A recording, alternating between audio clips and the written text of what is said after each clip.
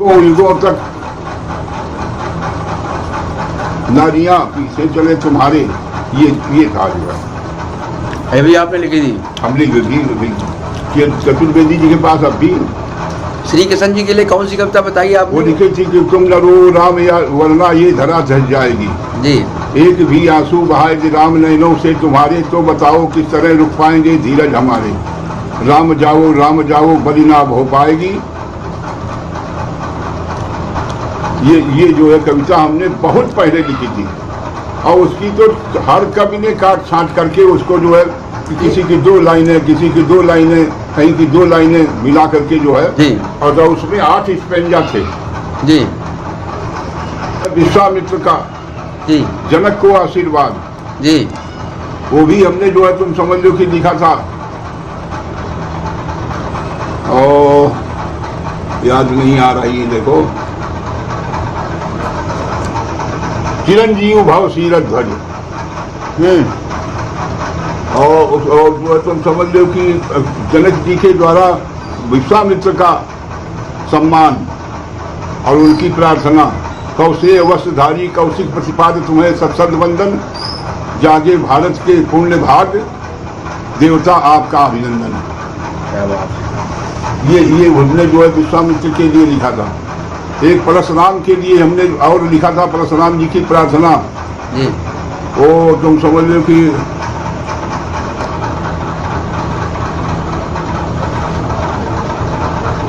उसमें गौर वर्ण ऐसा था, वो ध्यान नहीं, बहुत समय हो गया, जमाना हो गया। जी। हमें सन 40-45 साल पहले लिखा था। उसे कविताएं लिखी हैं मेरे पास, ये इतनी कविताएं लिखी हैं जी। हमको नहीं दिखाई। आपकी डायरी में क्या क्या तैयारी है, कम से कम एक मत तो हमको दिखा दो। ये किसने कहा? PM चतुर्वेदी ने। अच्छा। तो हमने कहा दिखा देंगे। जी। तो एक दिन वो हमारे प्रतिष्ठान में आ गए, तो हमने अपना नोटबुक जो है उनको जी दिया। वो देखते रहे, कहले कि ऐसा है कि इसमें कुछ परिवर्तन करना चाहते हैं, वो परिवर्तन आपके लिए बहुत लाभप्रद होगा। तो हमने कहा ठीक है, ले जाइए आप। जी। बस ले गए तो उसकी उन्होंने 8-10 कविताएं नोट कर ली। तो हालसी रोड में जब परशुरामी हो रही थी तो कविता वो कह रहे थे, हम सामने बैठे थे, तो हमने कहा अरे ये तो वही कविताएं सब कह रहे हैं। फिर वो बाद में हमने सारी कविताएं, सारी डायरिया, सब डायरी जो है सब इनको दे दिया, चंद्रेश को। हमने कहा भैया तुम करो, हम कर चुके, हमारे बस का नहीं है। छल प्रपंच करना, दल अलग बनाना, अपना अपना ग्रुप बनाना जी। और दूसरी बात कमीशन एजेंसी चलाना, ये हमारे बस का विषय नहीं है। क्योंकि ये हमने देखा, अनुभव किया कि जिन लोगों ने रामलीला के कलाकारों से कमीशन खाया है जी। उन सबको भोगना पड़ा जीवन में। किस तरह कमीशन एजेंसी चलाते थे? क्या मतलब कलाकारों का कुछ ले लिया वहाँ से? कलाकारों की ये ले लिया कि आपके नाम से 150 रुपया लिया वहाँ जी, और आपको 100 रुपया पकड़ाए, 50 रुपया काट दिया। अच्छा, और कलाकार संतुष्ट है अगर तो? नहीं, संतुष्ट होने का विषय नहीं है। अच्छा। विषय ये है कि जैसे हम वकीलों वाली रामलीला में उन्नाव में गए जी, रात भर वहाँ रहे, दूसरे दिन सवेरे तो वहाँ 251 रुपया हमारा नोट कराया गया। और जब सवेरे वहाँ से चले और बाईपास पर आप आकर उतरे तो उन्होंने हमको जो है 100 रुपये पकड़ा दिए। 100 रुपये पकड़ा दिए? 100 रुपये हमारे पॉकेट में डाल दिया जी। जब हम घर आए तो हमने देखा कि अरे 100 रुपया है, लेकिन हमने लिस्ट पहले देख रखी थी कि हमारा 251 रुपया वहाँ नोट है, और फिर उन्होंने 100 रुपया दिया तो कितना कमीशन हो गया। देखिए, दूसरी बात, कमीशन का मतलब होता है कि अधिकतम 25%। जी, अधिकतम 25%।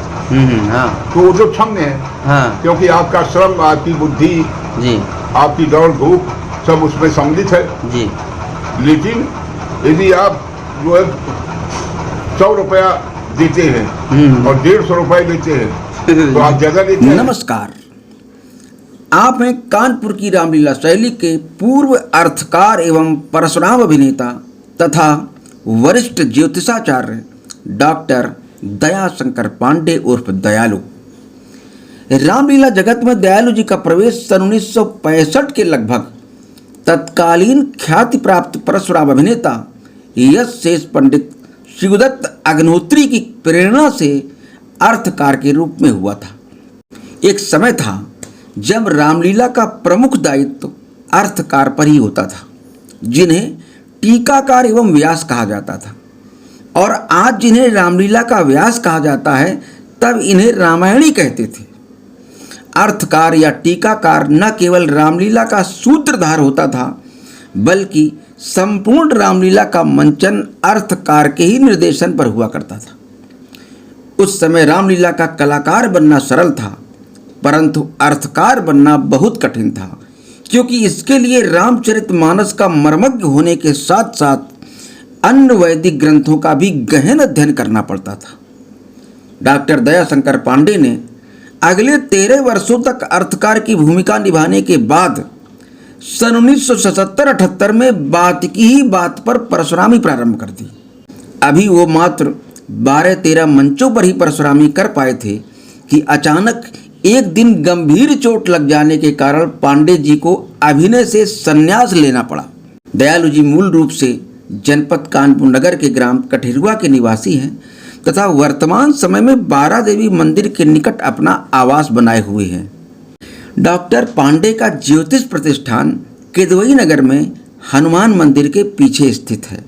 प्रस्तुत है डॉक्टर दयाशंकर पांडे दयालु से उनकी अभिनय यात्रा तथा रामलीला के विभिन्न संदर्भों पर 16 अगस्त 2016 को हुई विस्तृत बातचीत। पूरी रात न होकर 3 घंटे और 4 घंटे में पूरी लीला समाप्त हो जाए, और जो परशुरामी 5 बजे 6 बजे 7 बजे शुरू होती है जी और 10-11 बजे तक चलती है, ये बड़ा भोला स्वरूप है। इससे समाज तो उबता ही है, साथ साथ में जो अभिनेता हैं उनका स्वरूप जो है सूर्य की रोशनी में बहुत खराब लगता है, विभत्स लगने लगता है। अच्छा, परशुरामी जो है 4 बजे शुरू हो और अधिकतम 8 बजे तक खत्म हो जाए।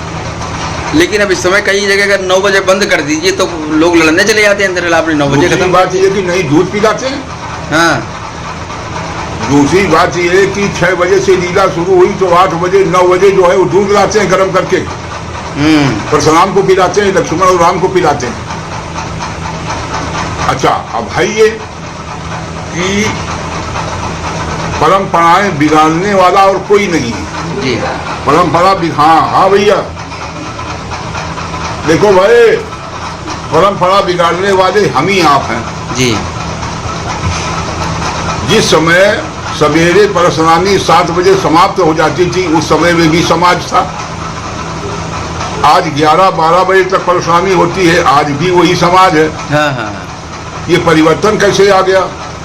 परिवर्तन तो कलाकारों ने किया। जी जी जी। ये शुरुआत किसकी है इतनी लंबी परशुरामी की? इसमें पंडित शिवदत्त लाल जी वगैरह परशुरामी करते थे, शिव कुमार जी करते थे, राधा कृष्ण जी करते थे।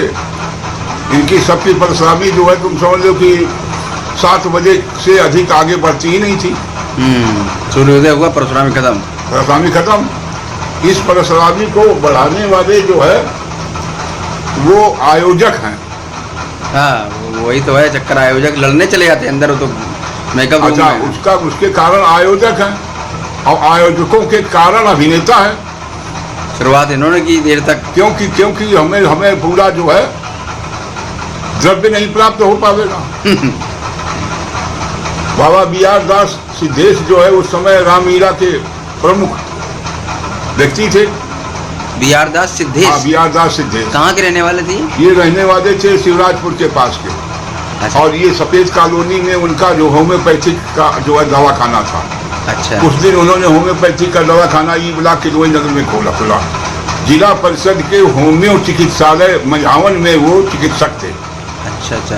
तो ये रामलीला में क्या प्रमुख थे, मतलब कवि थे रामलीला में। अच्छा, कवि थे कम से रामलीला? कम उनकी 100-200 कविताएं चलती थी रामलीला में। ये लिखने का काम करते थे? सिद्धेश जी के नाम से। और अपभ्रंश कविताएं लिखते थे। माने अमर्यादित काव्य। हाँ जैसे सुशील जी, कवि सुशील ने भी अमर्यादित काव्य लिखा, और एक लिखा रामलीला का भंडाफोड़ पुस्तक छपवाई। अच्छा। वो पुस्तक आज भी जीवित होगी लोगों के पास। हमारे पास आए, उन्होंने कहा दयालु जी सिद्धेश ने जो है वो सम्मति दे दी, और राम जो है तुम समझ लो कि विधु जी महाराज ने जो है सम्मति दे दी, ऋषिकेश ने सम्मति दे दी, आप अपनी सम्मति दीजिए। हमने कहा पांडुलिपि देखें तब सम्मति दें। तो उन्होंने जो पांडुलिपि हमको दी जी, उसमें लिखा क्या था, राम जी चरस की गांजा चरस की दम लगाते हैं। अच्छा। राम जी हाँ। चरस की दम लगाते हैं, विश्वामित्र को देखो गांजा पीकर आते हैं। ये लिखा था। अच्छा, तो हमने कहा ये मूल पात्र पर जो है अभियोग है, मैं इसमें सम्मति नहीं दे सकता। आप ये लिखते राम के अभिनेता ऐसा करते हैं, हाँ। विश्वामित्र के अभिनेता ऐसा करते हैं, तो मैं सम्मति दे देता। इसलिए हमको आप क्षमा करो, हमारे पर बहुत नाराज हुए वो, और तुम अपने को क्या समझते हो, बड़ा कवि समझते हो, फलाना है दिखाना है। हमने कहा मैं सम्मति नहीं दे सकता, मैंने सम्मति नहीं दिया। उन्होंने वो पुस्तक छपवाई, रामलीला क्षेत्र में बंटवाई। तो अरे रामलीला क्षेत्र की क्या समय अवधि क्या रही होगी ये वाली? वो जो तुम समझो कि उनकी वाली सुशील वाली, हाँ। ये अवधि रही है सन 1976 से 82 के बीच। तो क्या इस समय तक ये नशे का प्रभाव ज्यादा हो गया था क्या रामलीला में? नशे में तुम समझो कि इतना नशा प्रचलित हो गया, नशा न करने वालों में जैसे नारायण,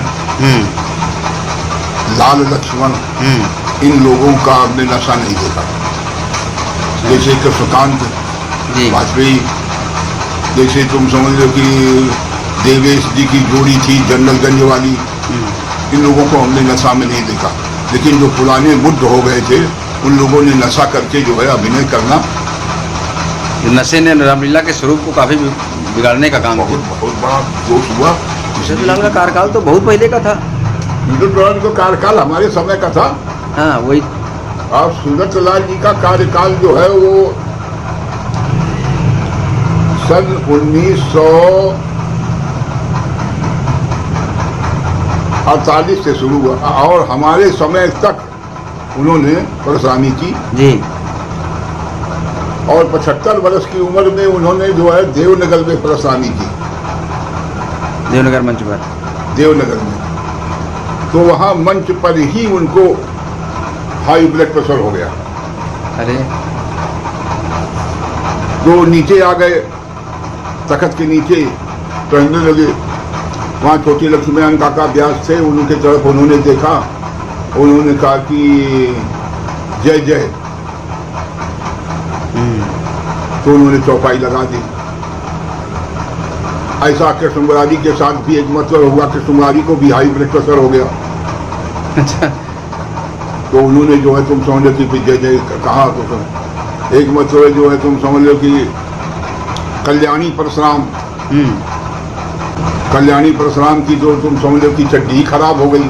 अरे क्योंकि दूध के प्रलोभ में ज्यादा पी गए, उसने हरी टिक्का डाल दिया। ऐसा भी लोग करते थे क्या? वही उन्हीं के गांव में लीला थी। और गांव में एक दूसरे से विरोध होता ही है। जी जी। तो दूध जो आया उसमें उन्होंने हरी टिक्का डाल दी, तो उन्होंने जमक के दूध पी लिया 2 लीटर। और परशुरामी के बीच में जो है उनको जय जय करके तुरंत जो है जाकर के तालाब में कूद गए, उनके गांव में ही। गांव वालों की बदमाशी रही है। तो गांव वालों को बदमाशी। अच्छा, आपकी शुरुआत कब से हुई थी, कैसे हुई? हमारी शुरुआत जो है वो एक हमारे प्रतिष्ठान के सामने वाजपेयी जी थे जी, बनवारी लाल वाजपेयी। ये प्रतिष्ठान जहाँ भी है आपका वहीं पर? हाँ, इसी के ठीक सामने मकान था, उसमें उनकी मिठाई की दुकान थी, चाय वगैरह की दुकान थी जी। तो हम जिनके मकान में रहते थे, आशु कवि कुंज ब्याहीलाल जी शुक्र मर्यादा मार्तंड काव्य कला मर्मज्ञ जी, उनके मकान में हम किराएदार रहते थे, 8 साल हम किराए पर रहे, तो वहां से हमने फिर खाली कर दिया। तो ये बनवारी लाल वाजपेयी सामने रहते थे, ये पंडित जी के मकान में किराएदार हो गए। इन्होंने पंडित जी से कहा कि पंडित जी हमको परशुरामी का अभिनय लिखवा दीजिए। पंडित जी ने कहा इतना समय हमारे पास है नहीं, तुम दयालु से कहो।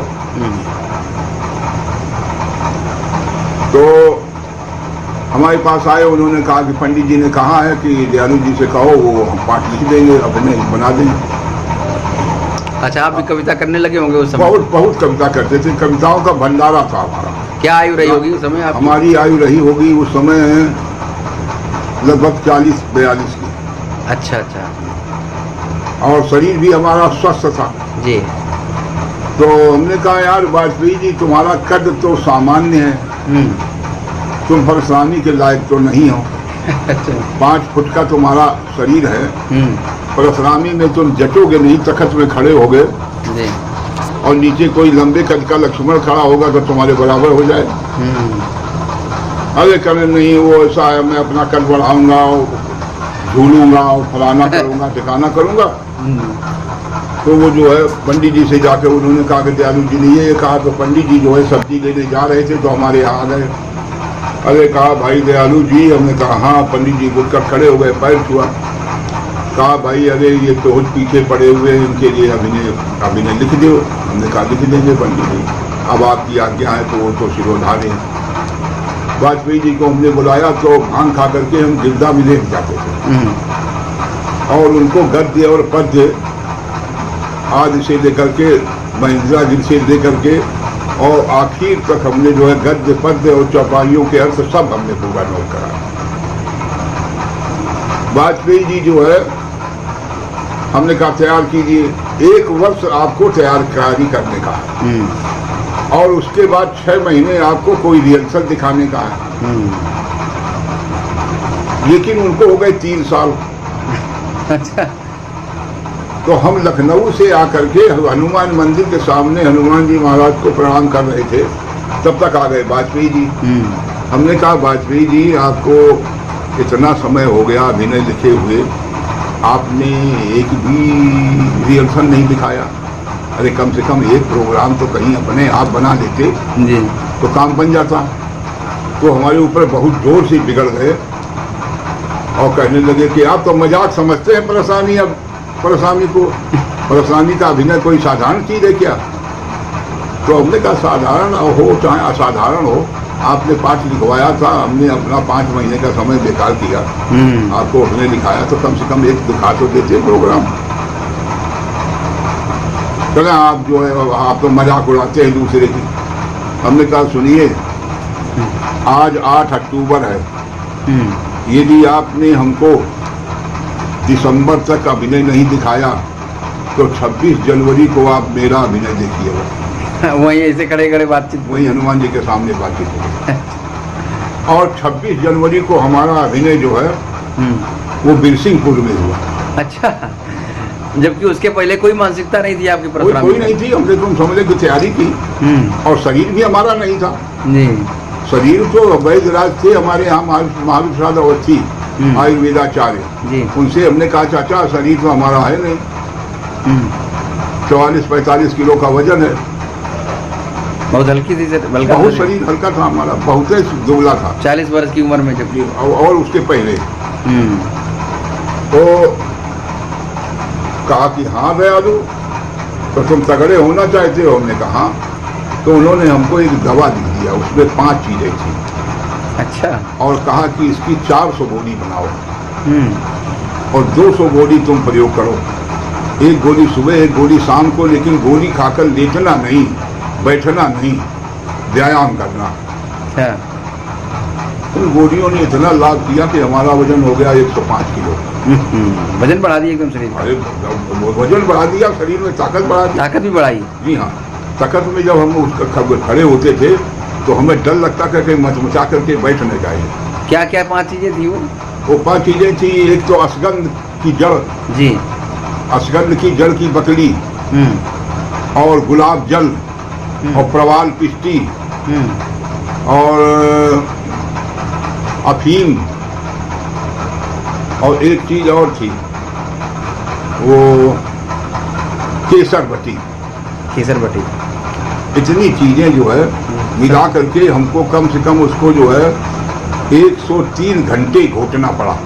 संभाग में मिला के संभाग मिलाकर घोटना से मात्रा बराबर बराबर थी। बराबर बराबर नहीं, अलग अलग थी। अच्छा अच्छा अच्छा जैसे गुलाब जल जो है अफीम 1 तोला जी।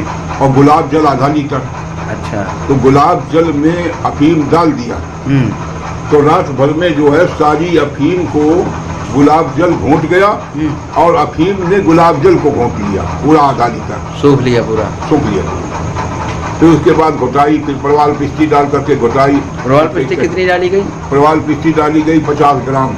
अच्छा, उसी में उसी में जी। फिर वो गोलियां बनी। उन गोलियों और वो कितना पड़ा? असगंध का छाल, असगंध की जड़ की बकली, हाँ छाल ऊपर की, उसको भिगो दिया इसे इसे करके पीला, जी। उसको भी घोटा गया। जी। तो 3 घंटे 3 दिन तक उसको घोटा। 3 घंटे 3 दिन तक वो घोटा, मतलब इस प्रकार से वो जो है जी वो पूरा जो है लगभग जो है तुम समझ लो कि 103 104 घंटे पूरी घोटाई हुई। परिश्रम भी हुआ बहुत परिश्रम हुआ और भी बहुत अच्छी गोली बनी और उससे साफ तो बना बना। 5 चीजें हो गई, ये अफीम, गुलाब जल, प्रवाल पिस्टी और वो असगंध की जड़ और 5वां केसर बटी। अच्छा, केसर बटी, ये भी उतनी मात्रा में? तुम समझ लो कि नहीं होता, उसमें कोई गिनती नहीं थी। अच्छा अच्छा, एक अंदाजा से। जैसे 50 ग्राम जो है वो प्रवाल पिस्ती थी, तो 50 ग्राम प्रवाल पिस्ती, 1 तोला अफीम और आधा लीटर जो है गुलाब जल। केसर बटी? केसर बटी के चाहिए डाल दे। अच्छा, और 10 ग्राम केसर बटी डाल। असगंध तो कहीं से जंगल से लानी पड़ी होगी वो तो। क्या असगंध? असगंध तो तुम समझ लो कि अरे जगह जगह मिलती है। अच्छा, उसी की अश्वगंधा। हाँ, अश्वगंधा जिसको असगंध बने अश्वगंधा जी, तो वो जगह जगह मिल जाती है। तो ये फार्मूला ये बड़ा जबरदस्त रहा आपके प्रयोग, जीवन के लिए बहुत उपयोगी रहा। आज भी उपयोगी होगा फार्मूला ये? आज भी हमारा जो है तुम समझ लो कि 89 किलो का वजन है। नहीं, आज भी अगर बनाया जाए तो ये तो वो हमेशा काम करेगा। वो तो एक जो है तुम समझ लो कि आयुर्वेद का बड़ा जबरदस्त आयुर्वेद का बहुत बड़ा फार्मूला, ताकत भी देता है और शरीर ताकत भी देता है और बल भी देता है। तो इस तरह से फिर आपने वो दवा के माध्यम से शरीर बना लिया परशुरामी करने लगे। तो परशुरामी के पहली परशुरामी तो हल्के शरीर में की होगी? पहले परशुरामी नहीं, हल्का शरीर नहीं था। अच्छा, उसी शरीर हमारा बढ़िया हो गया था। उतने दिन में बिशनपुर में परशुरामी किया, फिर बिशनपुर के बाद फिर तुम सरल सफेद कॉलोनी में परशुरामी किया। फिर ई ब्लॉक में एक वेद प्रकाश पंडित जी थे जी, विश्वामित्र का पाठ करते थे, उनके यहाँ किया। इस प्रकार से फिर जो है हमने 13 परशुरामियाँ अच्छा की। और उसके बाद जो है वो हमारे प्रतिष्ठान के सामने जो नया मकान बना हुआ है उसमें एक गरीब महिला रहती थी जी, पति उसका था, तो उसके 7 लड़कियां थी, 1 लड़का था जी। तो पहली लड़की की शादी उसने की तो वो काम बिगड़ गया, तो उसने उस लड़की की शादी फिर दूसरी जगह तय की। अच्छा, तो हमारे पास आई, कहा पंडित जी आप हमारी जो है बिटिया की शादी करवा दीजिए, हवन करके करवा दीजिए और 5 भावने करवा दीजिए और फोटो वगैरह खिंचवा दीजिए, अपनी संस्था की तरफ से लिख के दे दीजिए जी। ठीक है। तो हम गए, तो जब ऊपर से उतरने लगे तो हमारा पैर जो है वो रेलिंग में जिसमें स्कूटर चढ़ाने के लिए बनाया जाता है, हाँ। उसके किनारे पड़ गया तो स्लिप हो गया। अरे, तो हम ऐसे करके गिर गए। हाँ। शरीर में अच्छा ताकत थी, जी। तो जब हम गिरे तो कोई नस तड़ से हुई। ओह, ये देखो हमारे ये फूला हुआ है। जी जी जी, ऐसा जो है इस जगह फूला हुआ हाँ हाँ है। ये है। तो वो ऐसा गिरे कि वो नस तड़ से हुई, लेकिन हमने कहा हाथ ना लगाना। सब दौड़े चारों तरफ के दुकानदार, हमने कहा हाथ ना लगाना। हम श्री राम जय राम जय जय राम, श्री राम जय राम जय जय राम कहते हुए उठ के बैठ गए और वहाँ से चले आए। तो उसके बाद फिर हमने परशुरामी रोक दी, क्योंकि पलची ही नहीं लगा पाते थे, पैर दिक्कत करने लगा। ये गुड़िया टक गई थी। अच्छा अच्छा अच्छा अच्छा। तो फिर न करने लगे। इसी बीच में हमारे पिताजी ने हमसे कहा कि जब पीएचडी कर रहे हो तो पहले पीएचडी कर लो, तब ये काम करो। हमने कहा जैसी आज्ञा आपकी। अच्छा, ज्योतिष का ज्ञान आपने पहले से ये पढ़ाई अलग से कर ली थी? ज्योतिष से ही हमने पीएचडी किया। अच्छा, तो ये पढ़ाई आपकी पहले शुरुआती अवस्था में ही पढ़ाई चल ये रही थी? आचार्य बागी शास्त्री के पास हम रहे, जी। बांदा के रहने वाले थे, सिंधन कला के, और बहुत अच्छे, बहुत ही उद्भट विद्वान थे संस्कृत के। जी। तो हम उनके पास रहते थे, 10 साल उनके पास रहे। असली पढ़ाई लिखाई वहीं से सब जी हाँ। उन्हीं के साथ से हुआ। तो रामलीला से जुड़ाव तो किसी न किसी रूप में पहले से रहा आपका? हमारा जुड़ाव रहा पंडित कुंज बिहारी जी शुक्ल के यहाँ। अच्छा, जब तो पंडित कुंज बिहारी जी शुक्ल के यहाँ हम रहते थे, तो वहाँ पंडित शिवदत्त लाल जी आया करते थे। अच्छा। तो वो बहुत कविताएं जो है पंडित कुंज बिहारी जी शुक्ल की कविताएं वो शिवदत्त लाल जी कहा करते थे। अच्छा अच्छा अच्छा। तो वो आकर के घंटे घंटे जो 2 घंटे बैठते थे, उनसे बातचीत होती थी और उस पर तर्क होते थे। तो आप भी सुनते रहते थे होंगे? हम भी सुनते रहते थे, वही बैठे रहते थे। जी। फिर उसके बाद फिर तुम समझ लो कि अन्य कलाकार धीरे धीरे आने लगे। तो एक दिन पंडित शिवदत्त लाल जी ने हमसे कहा लाल, तुम्हारा आवाज़ तो अच्छी है, तो तुम टीका किया करो। अच्छा। तो हमने कहा ठीक है पंडित जी। तो एक रामलीला जो है हम ही ने करवाई, और उसमें पंडित शिवदत्त लाल जी की परसानी और पन्ना लाल जनक। तो उसमें जो है तुम समझ लो कि पर्ची लिख करके टीका वाली उन्होंने हमको दे दिया जी। कि जब ये चौपाई आवे तो ये खड़े होकर बोल देना। बोलने लगे धीरे धीरे धीरे धीरे। फिर पतारा वाली रामलीला में जो है राजा राम कोहरा वाले आया करते थे आजकार। फिर उन्होंने कहा कि हम तुमको जो है अपने अधीन करते हैं और आपको टीकाकार बना देंगे। जी। टीका चलने लगी। ये मतलब आपकी परशुराम की शुरुआत हुई है उसके पहले की बातें सारी? उसकी पहले की बहुत, उसके बहुत पहले की बात। जी जी जी।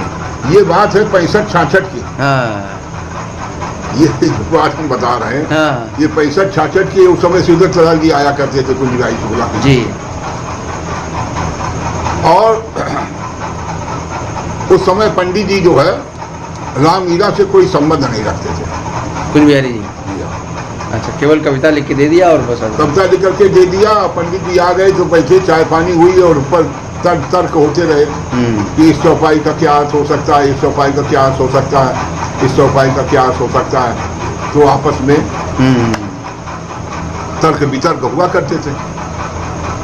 उसके बाद फिर जो है रामलीला में हम गए कैसे। हाँ। पंडित जी से हमने कहा कि पंडित जी आप हमको हारमोनियम सिखा दीजिए। अच्छा। तो एक दिन पंडित जी ने कहा कि स्नान पूजन करके आओ तो हम तुम्हें हारमोनियम सिखा दें। तो हारमोनियम उन्होंने रखी और स्वर में हाथ रखा और कहा आवाज़ लगाओ जोर से। तो हमने जोर से आवाज़ लगाई तो उन्होंने हारमोनियम बंद कर दी। अच्छा। और उन्होंने कहा तुम जीवन में हारमोनियम नहीं सीख सकते। अच्छा। हम निराश और हताश होकर के वहाँ से उठ के चले आए। जब चले आए तो पंडित शिवदत्त लाल जी से तो संपर्क हो ही गया था। पन्ना लाल से मिले, उनसे मिले, तो उन्होंने धीरे धीरे हमको अर्थकारी में जोड़ दिया। व्यासों से संपर्क होने लगा। अब वहाँ बैठते बैठते कानों में जो है स्वर गूंजने लगे। स्वर का ज्ञान हो गया, कुछ राग रागनियों का भी ज्ञान हो गया। तो एक मरतबे जो है बड़गवा में रामलीला हुई तो शिव प्रसाद जी का मंडल वहाँ लगा हुआ था। हमारा भी नाम छापा गया, पर्चा बटा। तो वो पर्चा जो है कुंज बिहारी शुक्ला को भी मिला, वो बड़गवा के रहने वाले थे। अच्छा। तो उन्होंने कहा ये दयालु तो वही है, दयाशंकर पांडे दयालु। कहा हाँ, जो आपके पास रहते थे। कहा अच्छा, कहना ये टीका करने लगे। हाँ, कल की जब आवे तो हमको बुलाना। तो जब हम गए वहाँ तो उन्होंने बुलाया तो हमारा कर्तव्य था कि भाई उनके पास रहे थे तो वो हमारे पास आवे, इससे अच्छा है हम ही उनके पास पहुँच जाए। तब उनके घर गए, पैर छुआ, माता जी के भी पैर छुआ। उन्होंने कहा यार तुम टीकाकार हो गए क्या, आज हम सुनेंगे आकर के। ठीक है आ जाना। वो पंडित जी आ गए, टीका होने लगी। फिर रात में टीका हुई पूरी। तो मेरे बड़ा प्रसन्न हुए, कहा कि यार तुम्हारा तो स्वर बहुत अच्छा है, तुम तो बिल्कुल स्वर में चपक के बोलते हो। अच्छा, फिर आप गा गा के भी सारी चौपाइयाँ? गाई के बोलते थे भाई, उधर से चौपाई बोली गई तो उसी स्वर में बोलना है, अच्छा ये टीका तो उसी स्वर में बोलना है। अच्छा भाई, समझ टीका का कहीं हमने तो देखा नहीं, कैसा टीका होता है, कैसे क्या होता है वो सिस्टम? तो कभी अवसर आवेगा तो आपको दिखाएंगे। जी। जैसे जो है तुम समझ लो कि उन्होंने कहा था ये अवसर से शिवधन भंगा आए बिल्कुल कमल पतंगा, हाँ। तो कहते थे कि तुम समझ लो कि चारों ओर भय से आक्रांत वातावरण चल रहा था। राजा लोग एक दूसरे को मारो काटो की आवाजें कर रहे थे। ऐसे समय में, ऐसे संधिकाल के समय में सूर्य के समान भगवान परशुराम जी का आगमन होता गया। अब उसी स्वर में बोल रहे हैं। अच्छा, उसी ढंग से वो बना करके टोन, ये नहीं किया था सीधे गद्य? नहीं, गद्य भी जो अर्थ भी होता था वो भी पद्यात्मक होता था, उसी पद्यात्मक रूप में ही जो है लयबद्ध ढंग स्वर से। के साथ। तो बड़ा अच्छा लगता होगा ये तो। बड़ा अच्छा तुम समझ लो कि नहीं, लोग बुलाते थे तो पैसा देते थे। ये रामलीलाओं में ये टीका कब से बंद हो गई है? टीका ये बंद हो गई जब से नृत्य बढ़ गया। अच्छा, उसकी जरूरत है नहीं? टीकाकार की आवश्यकता ही नहीं रह गई। टीकाकार का तो काम था दर्शक और प्रदर्शकों के बीच में समन्वय स्थापित करना। जी। तो अब समन्वय की स्थिति रह नहीं गई। हाँ। हर कलाकार डांसर से संतप्त रहने लगा।